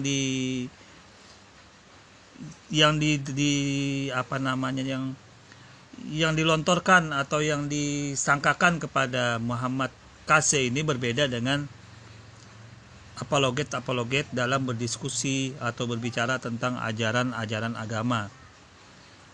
Jadi bukan masalah berbicara, mengkritik atau suatu apapun dalam teori-teori agama itu, bukan masalahnya di situ gitu loh. Masalah yang terjadi dengan Muhammad KC ini, dia telah membuat statement, membuat sesuatu hal yang mengatakan buku Safinah itu sesat, sehingga pemilik buku marah. Dan otomatis karena buku itu sesat, santri-santri yang menjalankan di pesantren-pesantren juga ikut marah. Jadi ini mengandung unsur permusuhan. mengandung unsur kebencian. Nah, ini yang terjadi yang dilakukan oleh orang yang bernama Muhammad KC ini. Makanya dia dilaporkan. Karena yang sangat dirugikan pemilik buku ini, buku Sapinah ini sangat dirugikan. Jadi sangat wajar. Jadi para apologet di luar Islam mohon mengerti kasusnya ini terjadi seperti ini gitu loh. Kalau terhubung yang mengupload itu mungkin itu saya tidak bahas itu. Mungkin itu nanti bagaimana caranya hal-hal itu bisa ya di luar bahasan lah, seperti Bang Papel ya mengupload video Muhammad KC ini ke dalam akun dia sehingga dia terseret dalam posisi kisaran ini, yaitu bagaimana nanti di pengadilan aja lah, di kantor polisi membahasnya ini. Kalau itu terkena masalah atau tidak itu bagaimana ini pembuktian aja kalau masalah itu. Tapi kalau untuk masalah Muhammad KC sudah sangat jelas, yang dirugikan pemilik buku Sapinah. Karena bukunya itu dikatakan sesat oleh orang yang bernama Muhammad KC. Anda bisa lihat dalam video-videonya ini. Nah, terus yang dirugikan juga para pemilik biro perjalanan umrah dan haji. Karena dia menstatement bahwa jangan ini ke tanah suci Mekah, bla bla bla bla, membuat statement negatif orang umrah dan haji ke Mekah. Itu yang dirugikan pemilik haji, umrah dan travel. Oke. Saya kira ini dulu ya yang saya bisa sampaikan untuk menjawab dan menjelaskan hal-hal apa saja yang terkenaan dengan Muhammad KC tersebut. Oke, kurang lebihnya saya mohon maaf. Assalamualaikum warahmatullahi wabarakatuh.